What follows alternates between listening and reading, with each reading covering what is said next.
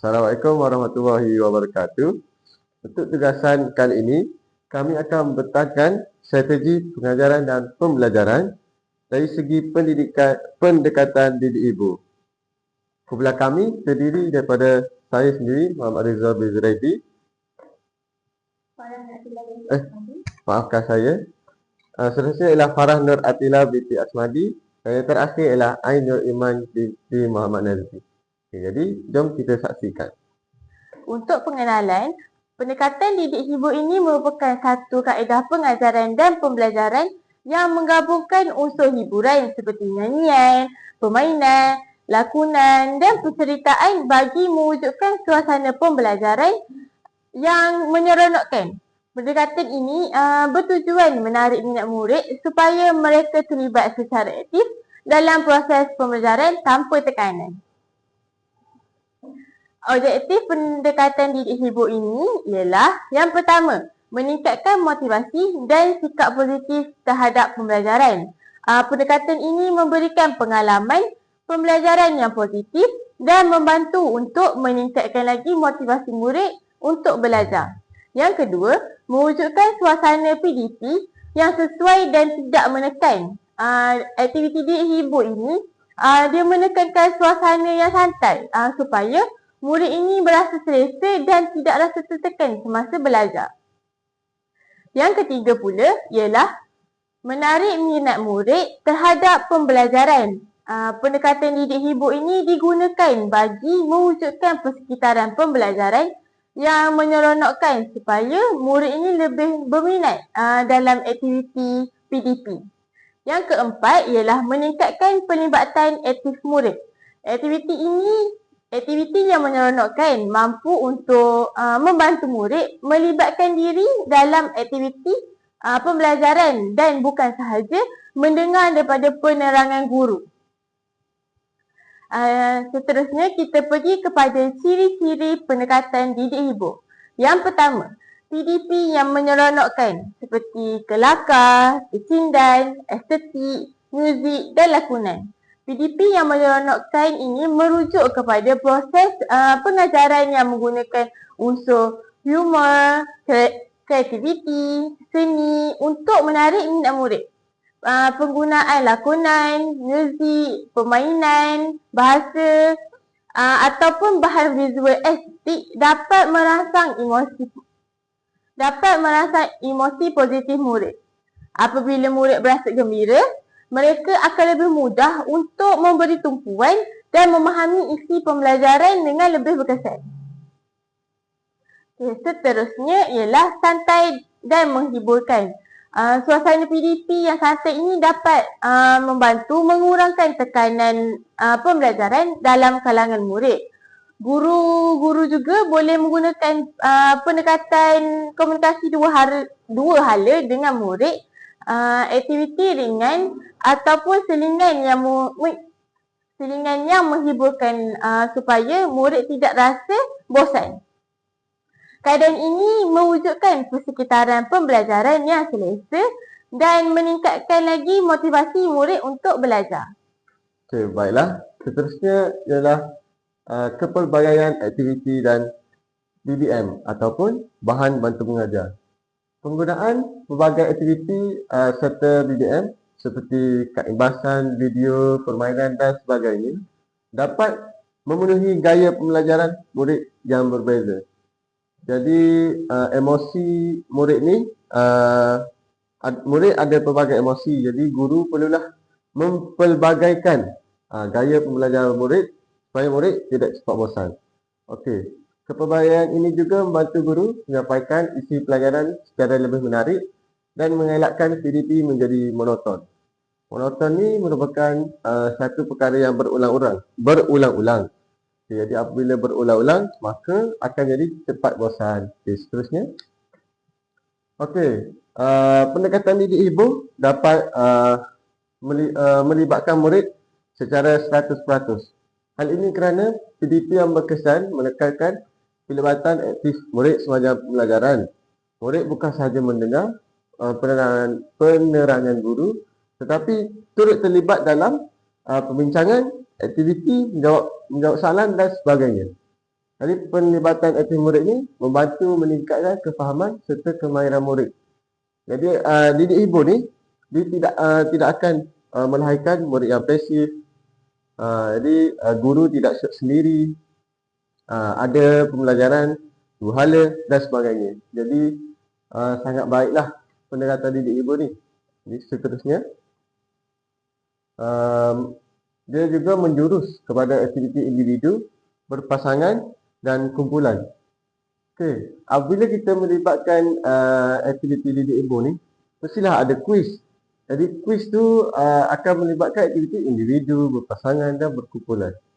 Guru perlu merancang aktiviti yang melibatkan pelbagai bentuk interaksi seperti kerja individu, pasangan dan kumpulan. Aktiviti individu membantu murid ni untuk lebih berdikari. Kalau berpasangan, dia menggalakkan kerjasama. Kalau aktiviti berkumpulan, dia dapat meningkatkan kemahiran komunikasi dan sosial. Jadi apabila gabung tiga-tiga ni, dia dapat menjadikan PDP lebih seimbang. Okey, seterusnya. Seterusnya ialah kebebasan bersuara dan memberi pendapat secara terkawal. Okey, murid diberi peluang untuk menyuarakan idea dan pendapat mereka dalam suasana yang terkawal. Guru berperanan sebagai fasilitator yang membimbing perbincangan supaya kekal fokus kepada objektif pembelajaran. Pendekatan ini dapat meningkatkan karakter diri murid serta menggalakkan pemikiran kritis dan kreatif. Di sini dia ingin menyatakan bahawa pembelajaran dua hala dapat dihasilkan, di mana murid dapat menyampaikan idea dan guru berperanan sebagai fasilitator. Guru ni kena membimbing murid, bukan hanya memberi jawapan.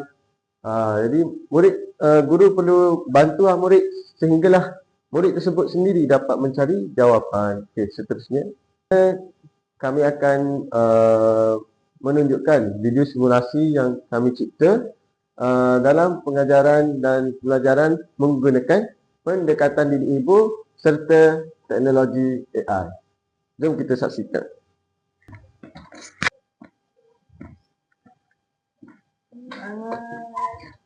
Assalamualaikum cikgu. Waalaikumsalam murid-murid. Jadi semua boleh duduk. Terima kasih cikgu. Sama. Okey. Jadi hari ini kita akan belajar kata adjektif bahasa Melayu tahun 3. Baik cikgu. Okay, jadi awak semua tahu tak apa itu kata adjektif? Satu contoh ke? Tak tahu. Tak Okey. tahu. Jadi cikgu akan tunjuk satu video. Jadi cikgu nak kamu fokus apa yang ada dalam video ni. Macam warna berbeza ke? Jadi cikgu nak awak semua fokus Dah bersedia? Dah. Okay.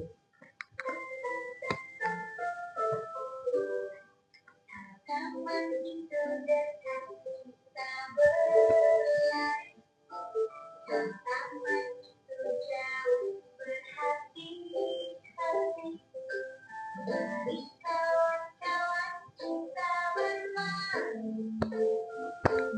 Duduk rapat Tepuk tangan, tepuk tangan. Semangat, semangat, semangat. Baik cikgu. Hai manis Rasanya segar. sedap. Ni Farah tak nak nyanyi ke? Ya. cantik rupa Manis Rasanya air kotor. segar diminum. bukan Biasa makanan berhati. Agar baru dan ceria. Hati datang sangat gembira. Bersama kau tak ceria. Pergi ke sekolah setiap hari. Belajar tenang hati. Okey. Jadi menarik tak video yang cikgu tunjuk ni? menarik. Menarik. Maafkan cikgu. Okey. Sekarang cikgu nak tanya. Apa yang kamu nampak dalam video tadi berkaitan kata adjektif? Saya cikgu. Okey, apa Ain? Senang hati. Senang hati. Okey. Farah? Saya nampak buah oren lah cikgu. Buah oren. Kalau buah oren, dia tak sampai kata adjektif. Buah oren, apa yang awak boleh cakap tentang buah oren tu? Buah oren rasanya masam cikgu. Masam. Kalau awak nak tahu, masam tu lah kata adjektif untuk buah oren tu. Oh. Okey. Pandainya awak Farah. Bagus Farah. Nanti boleh saya belanja awak air TOS. Okey. Sebelum kita ke agenda seterusnya, cikgu nak awak semua tahu kelas kita pada hari ini bertujuannya untuk cikgu nak awak semua ni lepas kelas ni dapat menyatakan apa itu kata adjektif. Lepas tu dapat mengenal pasti kata adjektif. Lepas tu yang paling penting sekali dapat gunakan kata adjektif ni dengan betul. Okey, jadi kita bergerak ke papan putih pula. Okey. Yang kita akan belajar pada hari ini ialah kata adjektif. Okey, kata adjektif. Okey. Macam Farah sebut tadi, apa kata adjektif yang Farah sebut? Masam. Masam. Okey, masam. Okey, Ain, cuba Ain ingat balik dalam video ni. Apa yang Ain rasa kata adjektif? Gembira cikgu. Gembira, ya betul. Tepuk tangan, tepuk tangan. Okey, gembira. Okey. Kata adjektif ni, dia tahu, yang ni masam, yang ni gembira. Jadi kata adjektif ni, dia ada pelbagai kategori. Seperti perasaan, dan sebagainya lah. Kalau macam kita nak, cikgu nak cakap Farah ni pendek. Jadi pendek tu kategori untuk Farah lah. Kata adjektif dia dah tu. Faham. Okay, faham. Faham cikgu. Okey. Jadi kalau awak semua dah faham, cikgu akan buat kuis untuk kamu semua. Boleh tak? Boleh. Boleh. Semangat tak semangat? Semangat. Okey, jom. Ada kuis. Kuis ni senang je. Sebab kamu semua kan bijak-bijak semua. Jadi senang je ni. Okey. Kita akan ada 3 aktiviti. Iaitu aktiviti yang pertama, detektif adjektif. Jadi cikgu nak kamu pilih dalam 4 jawapan ni mana satu kata adjektif. Boleh? Boleh. Okey. Untuk tugas saya kuis yang kedua, mana kembar saya? Jadi cikgu nak awak suai padan gambar dengan kata adjektifnya. Boleh? Boleh. Boleh. Okey. Yang aktiviti ketiga ni kena berkumpulan lah. Okey. Jadi kita akan ke aktiviti yang pertama. Okey, siapa nak mula dulu? Saya. Okey, Ain Saya dulu. dulu. Okey. Okey, Ain. Okey. Tekan yang mana Ain rasa kata adjektif. Tekan je ke cikgu? Ya. Yang mana? Saya rasa yang ni lah cikgu. Ya, betul. Okey. Saya Farah. Pilih kata adjektif. Fikir baik-baik dulu, lepas tu baru tekan.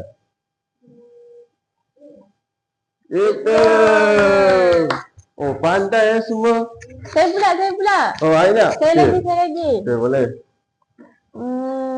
Yang mana lah? Saya rasa yang ni lah. Yeay, betul. Tak apalah, cikgu ke aktiviti kedua dah pula. Nampak macam bijak je semua. Boleh? Boleh. Boleh. Okey. Yang kedua ni susah sikit.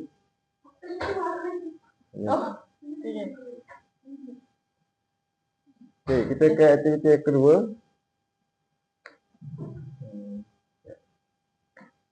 Okey, dah bersedia ke? Dah. Okey, aktiviti yang kedua, mana kembar saya? Okey. Dah sedia ni? Dah. Okey dah. Okey. Ain dulu. Saya dulu. Ya. Okay, Pilih semua ke cikgu? satu je. Satu sahaja. Kesian dekat Farah nanti tak boleh jawab. Kalau sedih, mesti yang dia menangis. Okey. Okey. Okey. Okey. Sarah, Yang ni kena berpasangan ni. Kalau salah satu, salah semua. Okey. Okey. Tak tahu lagi.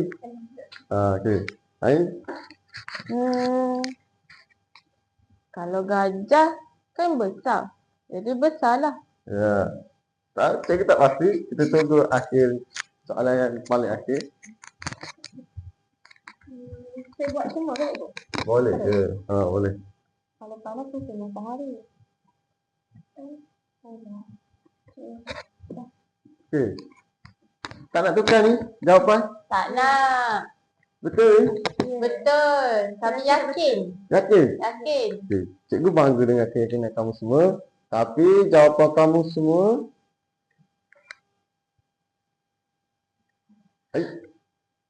sebenarnya jawapan kamu semua betul. Tapi cikgu yang ada kesilapan dalam membuat kuis ni. Jadi berikan tepukan juga. Cikgu rasa hemat lah, cikgu rasa hemat. Jangan risau.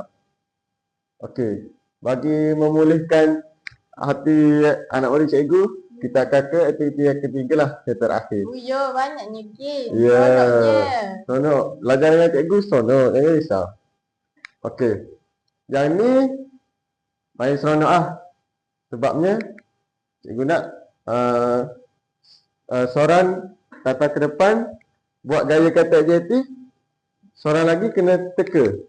Boleh? Oh, boleh. Boleh. Ataupun yang pergi depan ni buat gaya, yang sana teka. Oh, boleh. Sama je tak? Okey, tak apa. Kita proceed je. Kita teruskan sahaja. Cikgu nak awak semua berdiri. Okey. Untuk ni, Ain kena duduk depan. Okey, madap sana. Okey, Farah. Okey, ni cikgu akan tekan. Jadi, Farah akan buat gaya dan Ain akan teka apa gaya yang Farah buat. Boleh. Boleh? Boleh. Lepas tu, Ain kena buat ayat lah. Okey, boleh. Okey. Dah bersedia? Dah. Okey.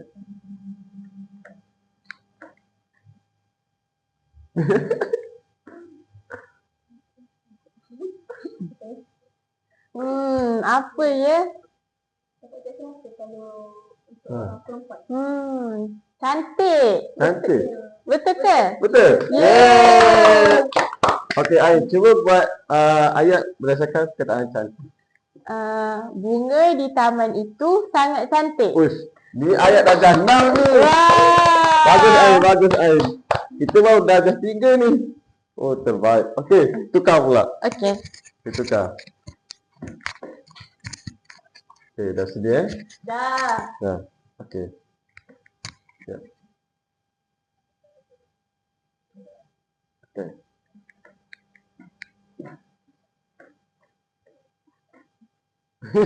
Ni agak susah. Laju. Bukan. Bukan. Oh. Berlari. Bukan juga.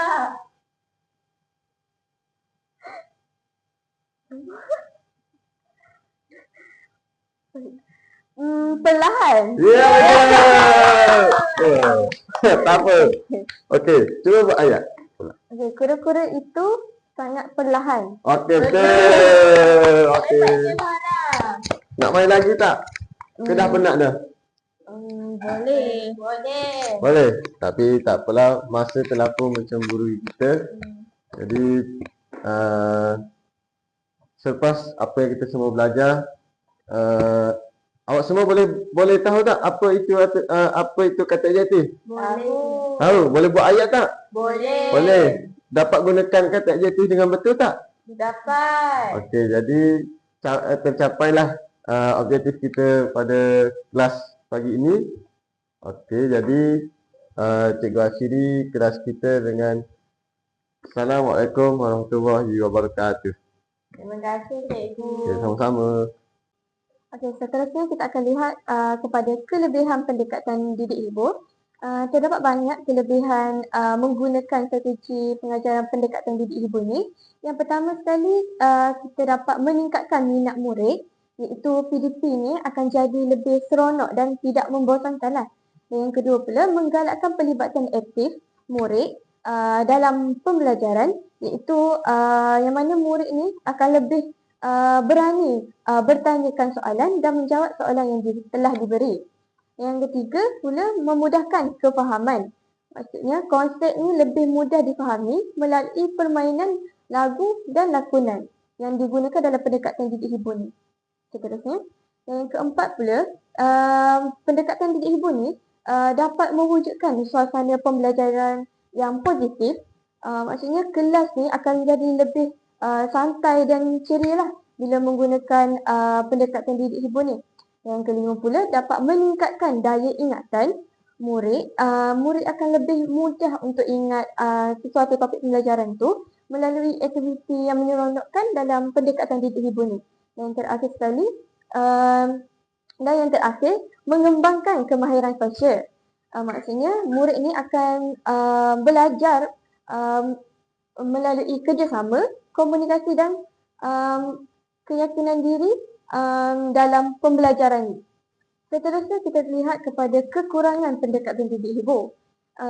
Yang pertama, pendekatan didik hibu ni mengambil masa yang lama kerana guru tidak semestinya dapat menghabiskan satu silibus dalam satu masa yang ditetapkan. Yang kedua pula, sukar kawal kelas. Mungkin murid ini akan terlalu seronok hingga menjadi bising. Akibatnya guru tidak dapat mengawal sesuatu kelas tu dengan baik. Yang ketiga, tidak fokus kepada objektif. Jika tidak dirancang dengan lebih spesifik ataupun dengan lebih baik, murid akan leka lah bermain berbanding dengan belajar. Jadi tidak capai objektif guru untuk mengajar hari itu. Yang keempat pula, tidak sesuai untuk semua topik. Ada setengah isi memerlukan penerangan yang serius. Jadi pendekatan didik hibu yang santai ni tidak sesuai lah setengah topik tu. Yang kelima pula, perlu kreativiti guru yang tinggi. Guru perlu banyak idea dan persediaan untuk membuat strategi pendekatan didik hibu ni. Dan yang terakhir, risiko murid pasif akan tertinggal. Mungkin ada murid yang kurang terlibat dalam aktiviti ni. Mungkin tidak semua murid suka dengan pendekatan didik hibu ni. Jadi murid pasif ni akan tertinggal lah dalam pembelajaran tu. Kesimpulannya, secara keseluruhannya pendidikan didik hibu ni merupakan strategi pengajaran yang berkesan kerana mampu mewujudkan pembelajaran yang menyeronokkan, interaktif dan berpusatkan murid. Melalui aktiviti seperti permainan dan lagu, murid ni lebih akan memahami serta mengingat isi pelajaran. Walaupun terdapat kekangan seperti pengurusan masa dan kawalan kelas, pendekatan ini tetap sesuai digunakan jika dirancang dengan baik dan teliti kerana memberi impak positif terhadap pelibatan dan pencapaian murid. Okey, itu sahaja daripada kami. Sekian, terima kasih.